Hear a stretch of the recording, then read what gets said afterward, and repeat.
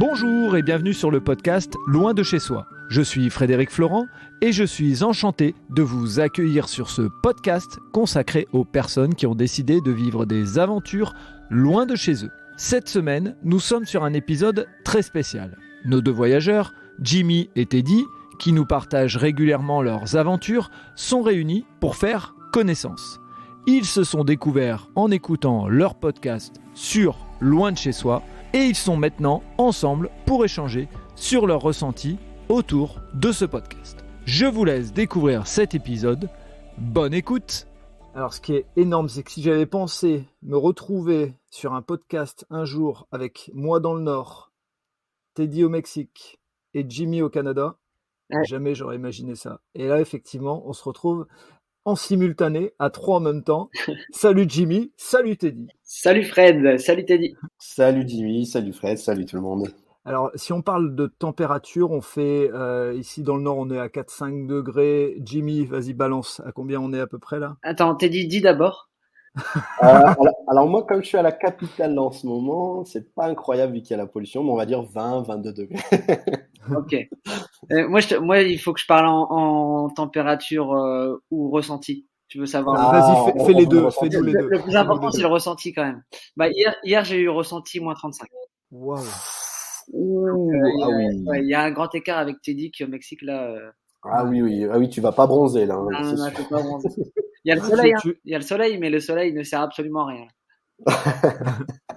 Si, alors dis pas ça. Le soleil, sincèrement, quand tu vois la grisaille du Nord là actuellement, le soleil, même s'il chauffe pas, il fait plaisir. Il fait plaisir, c'est vrai. C'est sûr qu'ici, le soleil, il remonte le moral, le fait de le voir. Mais alors, quand c'est une journée qui est fort ensoleillée, c'est souvent les pires. C'est souvent là où il fait vraiment très froid, parce que toute la chaleur, elle s'envole. Et puis, faut se méfier du soleil l'hiver. Ok, alors on va faire, pour rien cacher à personne, juste après on fait un épisode avec Jimmy, donc on va pas se focaliser sur la météo puisque ça sera l'occasion de l'épisode. L'idée de vous avoir réunis tous les deux sur le podcast, c'était déjà de pouvoir faire un petit bilan parce que ça fait maintenant depuis le mois de septembre qu'on diffuse des épisodes et nous, les uns les autres, on a commencé à enregistrer, alors Jimmy au mois de mai et Teddy, si je me trompe pas, au mois de juillet. Et donc l'idée c'était de vous avoir tous les deux et de vous laisser déjà faire connaissance parce que c'est assez drôle de vous avoir tous les deux sur le podcast en sachant que vous êtes tous les deux français, vous habitez tous les deux pas loin l'un de l'autre en kilomètres, mais au fond vous vous êtes découverts à distance, loin de l'un de l'autre. Donc je sais pas lequel des deux a envie de peut-être de partager ce qu'il a découvert un peu de l'autre. En fait, je vais commencer si tu me permets, Jimmy, parce que forcément j'ai suivi aussi son histoire, son parcours et dans ses émotions qu'il partageait en fait ça me rappelait en fait moi mon premier voyage en fait, tu vois. Et du coup c'est pour ça que je suivais attentivement, même si le but du voyage n'est pas forcément le même, mais en tout cas le fait de s'expatrier dans un pays si lointain. Et ça me rappelait ces émotions-là et du coup je voulais en profiter pour savoir simplement comment il se sent déjà. Jimmy, comment tu te sens après tant de mois au Canada? Moi, ça fait presque 8 mois là que je suis parti maintenant et je me sens très bien. C'est vrai que je pensais pas qu'on pouvait être aussi heureux et vivre autant de choses loin de chez soi. Mais c'est vrai que là je suis vraiment pas déçu d'être parti parce que je me redécouvre moi-même et je redécouvre une façon de vivre et une autonomie que j'avais pas forcément en France. Et c'est vraiment cool. Je pense que t'as dû sentir ces choses-là aussi quand t'as voyagé les premières fois, mais j'ai du mal à me revoir vivre en France, pour être honnête. Oui, c'est justement, ça allait être une de mes questions. Si déjà après quelques mois tu pensais justement que ça changerait sur sur ton futur. Mais et juste une question, parce que je me souviens plus de quel âge tu as? 27 ans. 27 ans. Ce que je trouve, en fait, juste pour préciser quelque chose aussi, parce que, moi, je trouve ça toujours admirable, quelqu'un qui part comme ça, quand même, à l'autre bout du monde, que ce soit pour s'installer, pour voyager.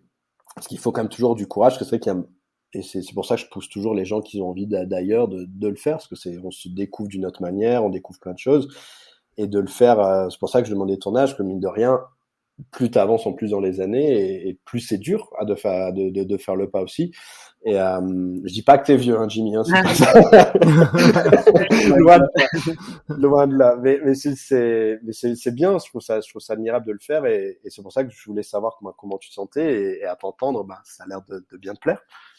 C'est ça. Je me sens très bien et après je sais pas de ce que sera fait l'avenir, si je resterai au Canada toute ma vie ou pas, mais tout ce que je sais, c'est que ça sera ailleurs.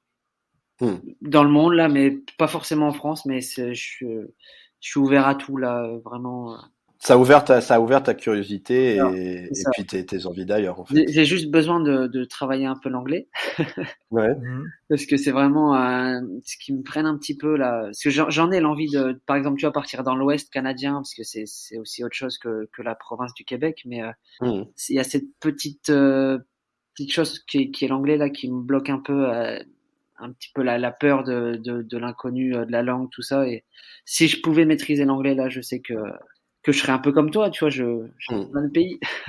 Après, honnêtement, là, t'as une opportunité dingue sur les langues. C'est qu'on en avait parlé dans d'autres épisodes avec Fred, où il y a rien de tel, c'est d'être sur place, en fait. C'est sûr. Parce que je sais qu'on a beaucoup de personnes qui sont en France qui veulent apprendre, mais t'apprends beaucoup moins vite en étant chez toi que quand tu es dans un pays, justement, là où un pays anglo-saxon, où tu as l'opportunité d'apprendre plus vite. Après, forcément, en étant au Québec, j'imagine le français domine. Mais il y a l'anglais qui est utilisé pas mal aussi. Donc, ouais. je sais déjà que j'ai déjà amélioré un petit peu mon anglais, c'est sûr, parce qu'au boulot, j'ai quelqu'un dans mon équipe qui est anglais. Et du coup, t'es forcément obligé de parler anglais. Et puis quand t'as pas les termes, le vocabulaire, tu le cherches et tu le retiens. Et donc, forcément, je me suis amélioré un petit peu, mais pas la confiance que je pourrais avoir si je la maîtrisais. Après, il y a toujours ce palier, hein. C'est-à-dire que il y a toujours un peu de progrès au début et ce qui manque toujours, c'est la confiance. Et une fois que tu débloques ça, c'est là où tu progresses à une vitesse phénoménale. Tu vois, par exemple, pour Stéphane, mon ami qui est ici au Mexique, il parlait pas espagnol avant de partir. Enfin, il avait les bases, en tout cas scolaires. Et sa compagne parle espagnol, il la comprenait très bien, mais il avait ce blocage. Et là, je le vois, il donne des cours de français à des étudiants d'Amérique centrale et il leur parle en espagnol tout le long. Et je lui dis, mais il a progressé à une vitesse. Donc, c'est toujours en étant dans le pays. Ouais. Une fois que tu te débloques cette petite chose, et c'est là où tu vas progresser à une vitesse incroyable. Et même toi, tu seras surpris. Non, c'est sûr. Faut que je fasse le cap. Et Jimmy, justement, je voulais rebondir sur cette envie d'après. C'est quoi l'élément qui te fait dire aujourd'hui, parce que comme on le disait, on a partagé pas mal, tu as eu la chance d'arriver dans un endroit où il y avait déjà des gens qui t'ont donné les premières, je dirais, les premières pierres à ton arrivée. Est-ce que c'est l'envie justement d'aller te tester vraiment à 100% en connaissant rien du tout? Sûrement, ouais. Ouais. Ça doit être ça. Et puis le fait, je trouve que d'être loin de chez soi, ça. Oh, excuse-moi, j'ai Naya qui joue à côté de moi. T'inquiète, Naya, elle fait partie du podcast. Elle a le droit. Je vais venir jouer quand on est en train d'enregistrer.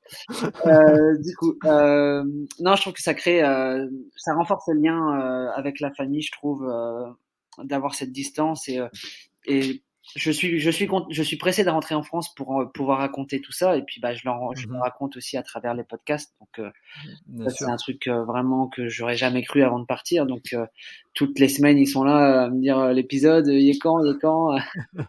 Du coup j'apprécie cette façon-là de partager avec eux, mais j'ai l'impression que ça renforce vraiment les liens et que je serai encore plus content de les voir et de raconter tout ce que je vis. Et t'as la même t'as la même sensation aussi? Alors, je comprends l'idée de renforcer les liens, parce que forcément après quand tu es loin de chez toi, tu te rends compte aussi des personnes qui sont importantes dans ta vie. Alors après, moi forcément avec les années, comme je l'avais rencontré dans un podcast, il y a des distances qui se créent aussi forcément. Mais comme je disais, ça ne n'empêche pas que même s'il y a une distance qui se crée, que les personnes restent importantes, en tout cas dans le cœur, tu vois. Et je comprends tout à fait ce que tu dis, où il y a des liens qui sont plus forts, t'as envie de partager. Et je sais que après j'en avais parlé dans un podcast avec Fred, où Après, ça, je pense que c'est propre à chacun aussi. C'est-à-dire que moi, j'aime bien vivre un peu mon voyage de manière un peu intérieure, enfin, de le vivre seul, en fait, de pas trop le partager, j'aime pas trop étaler, en fait, tout ça. Mais j'apprends à le faire. Ouais. Parce que je me rends compte qu'il y a des gens qui ont envie, en fait, simplement de ma famille, de vivre ce que je vois, en fait, d'imaginer. Donc, du coup, j'apprends enfin à le partager. Mhm. Et c'est vrai que du coup, ça renforce aussi des liens. Et comme tu l'as dit, quand tu rentres chez toi, tu es tellement heureux de voir les gens que tu as laissés pendant tant de temps. Et du coup, les sensations sont plus fortes. Ça, c'est clair, ouais. Et toi, Jimmy, par rapport à Teddy, quand tu as commencé à écouter les podcasts, puisque tu étais déjà parti au Canada quand on a lancé les premiers épisodes, qu'est-ce que tu en as retenu? Qu'est-ce que tu as envie de poser comme question à Teddy? Bah, moi, j'ai adoré sa façon de faire ses voyages où c'était voyage sac à dos. Et vraiment, bah, c'était vraiment l'aventure là que moi je garde en tête, c'était l'Australie là, avec les fermes de non De mangue. de mangue, ouais, j'allais dire papaye, mais non de mangue. Mais et puis cet échange avec des personnes du monde entier, et c'est vraiment bah c'est notre façon de voyager. C'est pas du tout la même que moi là, c'est sûr. Mais c'est vraiment un truc qui m'aurait attiré aussi. Après, je pense que je me suis réveillé un petit peu trop tard, et puis le fait d'avoir Naya aussi, tu sais, l'Australie, je me voyais pas. Quand j'ai eu l'envie de partir à l'étranger, bah je me voyais pas faire un pays comme l'Australie avec Naya. Mmh. Et je me dis ça aurait été peut-être un peu compliqué. Je me voyais plus un pays nordique, Bien Ouais. sûr. genre Finlande, Suède, Norvège ou l'Islande aussi, j'aimerais beaucoup. Et bah après, avec la barrière de l'anglais, je me suis dit, bah Canada, c'est parfait. C'est la province du Québec, ça reste français pour un début, déjà pour une première étape d'expatriation. Mais ouais, c'est vraiment. Je prends du plaisir à écouter tous tes podcasts là et puis toutes tes aventures où tu rencontres des gens du monde entier et que c'est assez incroyable, et ça j'aimerais bien aussi parce que c'est vrai qu'ici il y a une grosse communauté de Français et puis on a tendance à souvent se rapprocher des Français, Mhm. Mmh. mais le fait d'être dans des pays où t'as pas une grosse communauté de Français, bah, c'est là où t'es plus poussé à aller vers les gens, et c'est remarquable ça. Bah, je te remercie. Mais c'est vrai que, mais après, dans tous les cas, enfin, tu vois, même quand tu disais la communauté de Français, quand j'étais en Irlande, c'est pareil. La première fois que j'étais en Irlande, j'étais quasiment tout le temps avec des Français, même si Ouais, forcément je croisais les Irlandais dans les bars, on sympathisait, tout ça. Mais ça reste dans tous les cas, ça reste une expérience différente. Tu vois, tu es loin de chez toi, et tu te rapproches des gens, en fait, parce que tu te rends compte qu'il y a des gens qui sont loin de chez eux aussi, et du coup, tu crées des liens très forts avec des gens, parfois en très peu de temps. Comme là, tu le citais dans la ferme de mangue, j'ai travaillé que 3 semaines dans la ferme de mangue, et en peu de temps, ces gens, enfin, je me suis fait des amis avec qui je suis toujours en contact, et même si c'est très peu de contact, ouais, mais qui resteront, et même eux, quand on en reparle, ils disent, mais c'est tellement fort ce qu'on a vécu en peu de temps, parce que t'es loin de chez toi, et les autres aussi. Donc, du coup, tu te c'est rapproches et ça. tu partages. On est tous là pour la même chose, du coup c'est ça qui crée les liens aussi vite avec les personnes. C'est ça. Comme moi j'ai eu avec Julien et Jo, mes collègues de Carrément Tarte là, où Mhm. bah, on était là pour la même chose, et puis on s'est vite très bien entendu, et puis on a fait des week-ends et tout ça, et puis c'est sans prise de tête, et c'est ça qui est cool. Mais c'est exactement ça, et c'est ce que justement j'allais dire, parce que je vois déjà donc le nombre de rencontres que tu fais, et au final, peu importe que tu sois dans un endroit où tu vas rentrer, enfin, tu seras plus avec des Français ou pas, c'est toujours qui crée plus d'émotions dans ton voyage, peu importe la manière dont tu voyages, que ce soit sac à dos ou alors de manière plus sédentaire. Au final, tu fais aussi autant de rencontres, tu vois, Ouais, c'est parce que sûr. tu t'ouvres à d'autres personnes, parce que forcément, tu dois te recréer on va dire, une certaine routine, un certain réseau, et tu es obligé de passer par des rencontres. Ouais, c'est sûr. Justement, vous pensez, et cette question, elle va aller peut-être d'abord à Jimmy, et Teddy est un peu plus éloigné de la France depuis un moment, mais je pense qu'il répondra aussi à la question. Vous pensez que le fait d'être éloigné de chez soi et un petit peu hors de sa routine et hors de sa zone de confort, on s'ouvre plus à l'autre? Je te dirais que ouais, c'est possible. C'est possible. Mais après, Tu t'es ouvert à plus de gens là que quand t'étais en France, ou c'est un truc naturel chez toi et puis tu l'as fait autant ici enfin, au Canada qu'en je France? pense que je l'ai plus fait ici qu'en France. Ouais.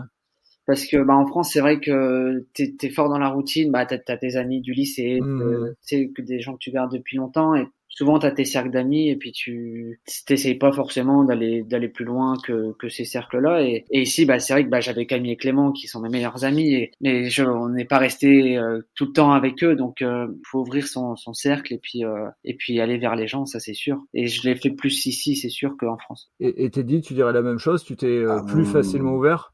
Ouais, moi, totalement, oui. Ouais. Totalement. C'est-à-dire que, comme le dit Jimmy, c'est-à-dire qu'en France, j'avais mon cercle familial, les amis, et j'ai pas forcément le besoin d'avoir d'autres personnes, tu vois. Donc, Mhm. et là, en étant à l'étranger, et je me rends compte, plus le temps passe, maintenant, je me rends compte, je les oriente surtout sur les locaux. Comme là, tu vois, dans le mois que j'ai fait à travers le Mexique, j'ai rencontré pas mal de voyageurs, surtout dans les auberges, forcément. Je me suis un peu fermé involontairement peut-être, mais j'orientais plus me raconte sur les locaux. Et alors, dès que je peux parler avec quelqu'un, que ce soit dans un magasin, dans un taxi, peu importe l'endroit, mais j'adore parler avec les locaux et connaître un peu leur vie, comment ils vivent tout ça. Et c'est vrai que c'est pas quelque chose en France, je suis quand même quelqu'un de courtois, donc je vais parler facilement, mais je me sens beaucoup plus ouvert, en tout cas, aux rencontres, c'est clair, en étant à l'étranger. Ok. Et vous pensez que c'est dû au fait que on est un peu plus dans le besoin de créer du contact, ou c'est aussi et c'est un point de vue par rapport à la France, hein, vous pensez aussi que il y a un côté du français qui est un peu dans sa routine et dans ses petites habitudes? Ouais, moi, c'est surtout bah, pour la découverte des personnes, et que pourquoi ils font la même chose que toi. Tu vois, Ouais. c'est sympa aussi d'avoir un autre point de vue de bah, toi, tu as tes convictions de bah, pourquoi tu es parti et de ton expérience que tu te fais. Mais du coup, d'avoir des gens qui sont venus aussi ici pour faire la même chose que toi, d'avoir un petit peu un échange sur leurs convictions et sur ça. Et qu'en France, ouais, c'est différent parce que tu vas pas forcément aller vers les gens et leur poser ces questions-là. Donc, ouais, c'est ce que je pense, en tout cas. Ok. J'ai l'impression enfin, il y a un mélange de plusieurs facteurs. Mhm. Je dirais déjà le fait que on te connaît pas, donc Mhm. t'as l'impression que tu peux être toi-même sans qu'il y aurait un jugement, et limite si même il y a un jugement, ben voilà, tu peux passer à une autre rencontre. Et Mhm. disons que moi en tout cas, c'est l'impression que j'ai, c'est que je peux être moi-même totalement, et il y aura aucun filtre en fait. J'ai pas de filtre. Et il y a le fait que, voilà, en France, alors après, c'est pas pour comparer avec la France, je pense qu'il y a beaucoup de personnes aussi en France qui sont très chaleureuses, qui adorent discuter.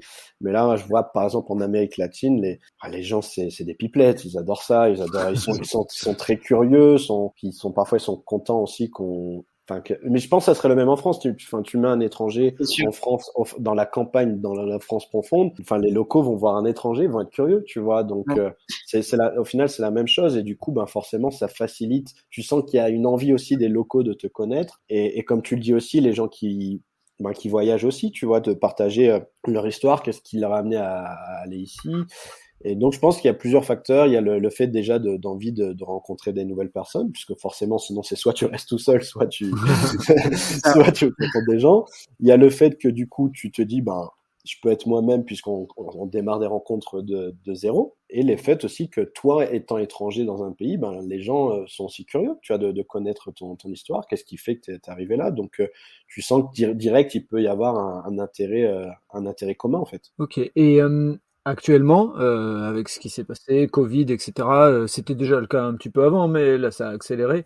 Il y a beaucoup de gens qui ont envie de changer de vie, ou en tout cas de faire autre chose. Moi, je serais curieux d'avoir vos feedbacks par rapport à ça. Qu'est-ce que vous diriez à quelqu'un qui a envie de soit faire comme toi, Jimmy, s'expatrier et s'installer à un endroit, voyager à l'extrême, et à l'inverse, Teddy, qu'est-ce que tu dirais toi à quelqu'un qui pose la question d'aller faire un tour du monde, puisque bah, autour de moi, on en entend parler des gens qui seraient tentés par. Qu'est-ce que vous diriez? Mmh.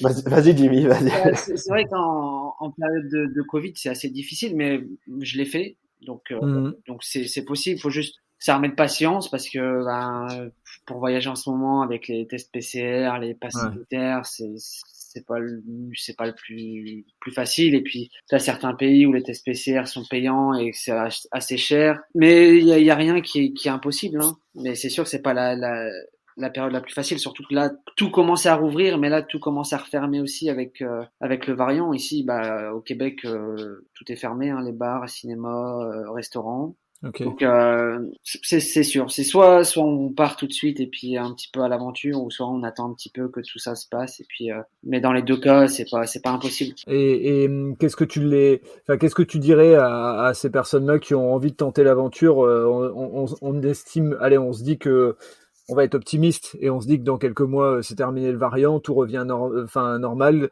Qu'est-ce que tu leur dirais à ces personnes? Quels sont les conseils que tu dirais avec maintenant 8 mois de recul? Je leur dirais de foncer. Faut y aller. Hein. Il y a pas, si on a l'envie, rien que la petite envie en soi, il faut y aller. Il faut y aller pour voir. On va peut-être se planter, c'est sûr, mais il faut le faire. Moi, j'avais aucune conviction de savoir combien de temps j'allais rester. Hein. Ça tombe, j'allais faire 2 mois, ça allait pas me plaire, et puis j'allais rentrer parce que ça allait pas bien se passer. Enfin, mais au moins j'aurais appris que voilà, j'étais peut-être pas fait pour ça. Mais il faut y aller, même si et puis au final ça tombe, on va se rendre compte qu'on est plus heureux, cette vie-là c'est celle qui nous plaît le plus et que c'est ça, faut y aller. Et toi, Teddy, qu'est-ce que tu dirais aux gens qui ont envie de faire comme toi, de traverser l'Australie, d'aller découvrir l'Amérique du Sud et après de partir faire un tour du monde au long cours? Moi, je pars du principe où moi, j'aime pas vivre avec des frustrations et des regrets. Le moindre, que ce soit sur le voyage ou autre, hein, d'ailleurs, les gens, quand ils ont une idée en tête, une envie, il faut essayer. Quitte à, comme le dit Jimmy, quitte à se louper. Vaut mieux essayer, se louper ou se rendre compte qu'on n'est pas fait pour ça, qu'on n'aime pas. Mais au moins, on n'a aucun regret, tu vois. Et moi, je pars toujours de ce principe-là où vaut mieux le faire. Tu vois comment ça se passe. Ouais. Si ça te plaît, très bien. Comme Jimmy le dit, il pensait peut-être rester 2 mois ou pas, il savait pas. Et au final, ça lui plaît et il a même des envies d'ailleurs maintenant. Et ça aurait pu, comme ça aurait pu au bout de 2 mois, il aurait pu très bien se dire, écoute, bon voilà, j'ai essayé, je suis bien en France et je reviens en France, tu vois. Et il n'y a pas de honte à ce que ça se passe comme ça non plus. Moi, je préfère quelqu'un qui me dise, écoute, je suis allé, j'ai fait mon expérience, j'ai essayé, et je me rends compte, je suis bien chez moi et du coup, j'ai écourté mon séjour et il y a aucun mal à ça, mais vaut mieux, moi, je préfère avoir quelqu'un qui me dise ça que quelqu'un qui me dise dans 30 ans, si j'avais su, voilà, j'aurais dû partir, nanana. Tu vois, et moi, c'est pour ça que je conseille toujours aux gens, on a une vie, il faut vivre les choses qu'on a envie de vivre, il faut se donner les moyens de le faire aussi, parce que c'est pas toujours facile, comme Jimmy le dit dans des podcasts, je le dis aussi, et voilà, c'est pas parce que les gens parfois on a tendance à croire, lui il est parti au Canada, lui il est parti au Mexique, et du coup tout est beau, tout est facile pour eux. Non, loin de là, tu vois. Et donc forcément, il y a des moments durs, et parfois faut s'y préparer, il faut y faire face, parce qu'on est loin de nos familles, nos amis, mais c'est faisable. Après, propre à chacun de se faire son idée, son opinion et de se découvrir, parce qu'au final c'est toujours ça, c'est en étant loin de chez soi, on se découvre d'une autre manière parfois on est très surpris de ce qu'on peut réaliser. Donc moi forcément je le conseille à tout le monde. Après c'est vrai que là avec le Covid, comme tu demandais en fonction de la situation actuelle, compliqué de se projeter, c'est très compliqué. Forcément moi je vais te dire, faut y aller quand même, prendre ses précautions, il y a quand même les gens qui continuent à vivre au bout du monde, mais en même temps voilà, quelqu'un qui part pour un séjour et qui au final se retrouve avec tout fermé, tout ça, c'est dommage, c'est tout perdu aussi, tu vois, et ça met un frein dans tes rencontres aussi. Donc c'est une situation particulière. Maintenant, moi j'ai la chance où je vois au Mexique, les gens continuent à vivre. J'ai pu faire les choses que je voulais faire, j'ai pu faire des rencontres que je voulais faire, mais voilà, ça peut être bien plus compliqué aussi. Donc maintenant, il y a des pays où, comme les pays d'Amérique centrale, d'Amérique du Sud, j'imagine les pays d'Afrique, certains pays d'Asie, où il y a une certaine pauvreté, où du coup, qui fait que même s'il y a un virus, les gens continuent à vivre. Oui. Et ça permet de continuer à voyager dans ces pays-là, et malgré qu'il y ait le Covid, même si on sent la présence du virus, forcément, mais en tout cas, tout reste assez ouvert. Il y a des restrictions, certes, mais tout est ouvert, par exemple. Et j'en profite pendant que je vous ai tous les deux, vu loin de la France, qu'est-ce que vous avez envie de mettre en avant de la France? Qu'est-ce que vous avez envie, enfin, qu'est-ce qui vous manquerait? Alors, bien sûr, les familles et tout ça, mais au-delà de ça, vu de loin, vous auriez envie de dire quoi aux Français en disant, vous vous plaignez, parce que voilà, on est connu pour ça, de ça, alors que vous avez ça, et ce serait quoi les premiers trucs qui vous viennent à l'esprit en disant, en France, il y a ça et c'est bien quand même. Moi, par rapport à ici, c'est le système hospitalier quand même. Hein. Ouais. En France, il est très bien. Hein. Pour preuve, regarde, vous avez rien fermé en France là, alors que vous êtes à 200, 300 000 cas par jour. Ouais. Nous, on était à 12 000 cas par jour sur la province du Québec, en fermé quoi, parce que le système hospitalier est beaucoup plus fragile que la France. Et du coup, de ce côté-là, en France, c'est vrai qu'il faut s'estimer heureux d'avoir des soins de qualité et en quantité aussi. Donc, c'est surtout ça. Puis après, et puis pas cher. Voilà, c'est ça. On en avait parlé déjà, mais pas cher. Ouais, c'est voilà. C'est ça. Mais du coup, il y a ça. Et puis ne vous plaignez pas de la nourriture aussi. Je me doutais, je sais pas pourquoi. Je me suis dit, mais Jimmy va pas parler du fromage, c'est pas possible. J'allais en parler aussi. Hein, non, que ce soit la bonne baguette française ou le fromage ou la bonne friterie du Nord, là, on en reviendra toujours là. Mais après, quand on y rentrera, on sera content de l'avoir. Mais c'est sûr que c'est rien, ça n'a rien à voir. Et toi, Teddy, qu'est-ce que tu as envie de dire? Quelle loupe tu as envie de mettre sur la France pour les Français? Plusieurs choses. Donc, comme Jimmy l'a dit, hein, le système de la santé, on se rend pas compte, mais on a un super système. Au niveau aussi des aides sociales, parce que mine de rien en France, enfin même si tu perds un emploi, attention, je fais pas de politique ou autre, mais on a quand même beaucoup d'aides. Bien Ce sûr. qui permet quand même même dans une situation compliquée, au moins d'avoir quelque chose. Même je dis pas que ça solutionne tout, hein, mais on n'est pas délaissé en tout cas. Il y a quand même un gouvernement qui est en place, parce que, au Canada, il y a un gouvernement de ça, mais je veux dire, par exemple, comparé avec le Mexique et les prochains pays que je vais faire, où là, il y a de la corruption, que ce soit le gouvernement à grande échelle et même dans le quotidien. Donc, on a la chance d'avoir quand même un système en place. Après, forcément, il y a toujours des choses qui vont pas, qui vont moins bien. On a des formalités, des règles, des lois, et par rapport à d'autres pays, c'est peut-être la base, hein, mais il y a des pays qui n'ont pas forcément ça à chaque fois. Ouais. Ou alors, ils les ont, mais c'est appliqué à qui veut. Ouais. Et donc, mine de rien, voilà, on a ça. Et après, alors, je vais pas être aussi méchant pour la gastronomie, parce qu'au Mexique, je mange très, très bien. Mais alors, Jimmy, pour info, je fais une petite parenthèse, mais Teddy, depuis qu'il est au Mexique, il parle de bouffe tout le temps. Et il me donne envie de manger mexicain, même si je suis pas un grand fan de tout ce qui est épicé, mais voilà, ça me donne envie quand même de C'est juste que j'ai jamais vu un pays où ils mangent autant, vraiment.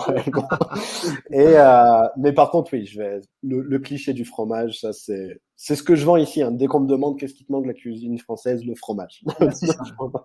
mais après, oui, la sécurité aussi, mine de rien, même s'il y a toujours des endroits qui sont moins sécurisés, forcément, comme dans tous les pays du monde. Mais à Montréal. Voilà. Donc après, je me dis, en France, on peut quand même sortir librement, on a quand même une certaine liberté. Et aussi, ça va dans l'autre sens, c'est-à-dire que, par exemple, ici, je me sens plus libre pour d'autres choses, tu vois. Quel type de choses?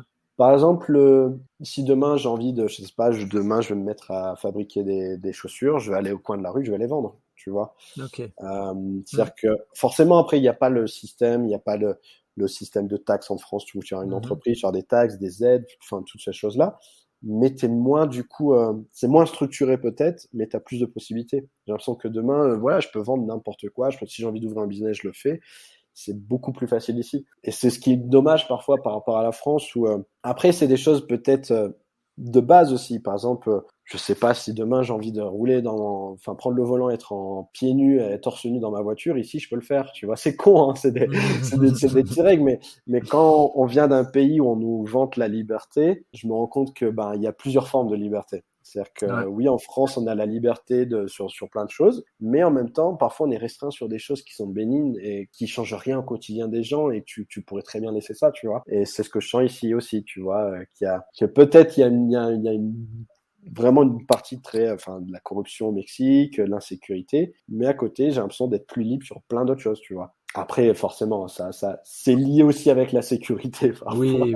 Comme je disais tout à l'heure, les transports en commun, le bus où t'as pas de siège, t'as pas de ceinture, t'as des trucs comme ça. Ça y va de la sécurité, mais en même temps, les gens sont responsables de leurs actes aussi, tu vois. Donc, si t'as envie de conduire demain et d'être torse nu, tu vois, au final, ça gêne qui, tu vois. Donc, c'est ces choses-là où, mais par contre, c'est ce que je dis ici, c'est à chaque fois, je dis, on se rend pas compte de la chance qu'on a en France sur plein de choses, ouais. Ça, c'est clair. Ok. Bah écoutez les gars, je trouve cette expérience super sympa. Moi, je vous propose d'en rester là pour en garder un petit peu pour un prochain épisode qu'on essaiera de faire ensemble une deuxième fois. Merci d'avoir accepté de partager. Merci de me permettre de voyager gratos. Franchement, tous les deux, vous me faites voyager régulièrement. Là, je sais que on va couper cet épisode et puis je vais aller dans le grand froid avec Jimmy. Donc et Teddy, il vient de me faire voyager. J'ai eu des sueurs rien que quand il me parlait de la chaleur dans les bus, etc. Donc vraiment, j'en profite vu que je vous ai tous les deux sur le podcast. Merci de m'offrir ces voyages gratos.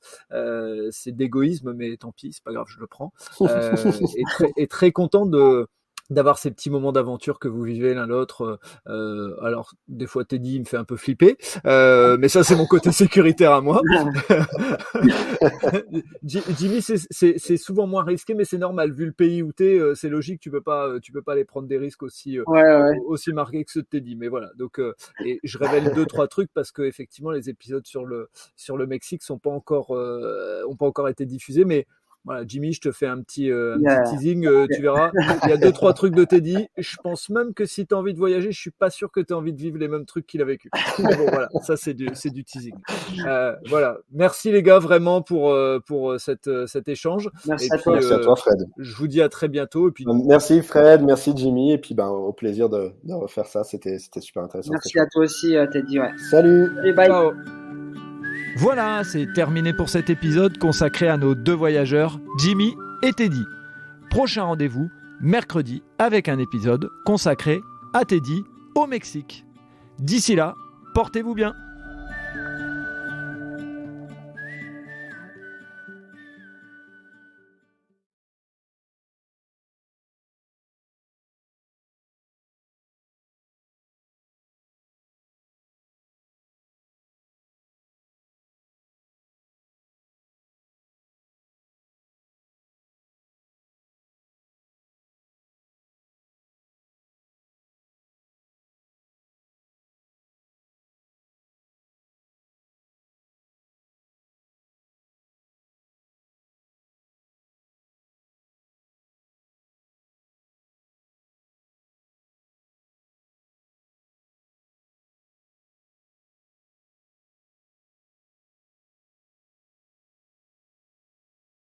Voilà, c'est terminé pour cet épisode. Si vous avez aimé ce moment de partage, n'hésitez pas à laisser un commentaire sur votre plateforme d'écoute et surtout, abonnez-vous au podcast Loin de chez soi.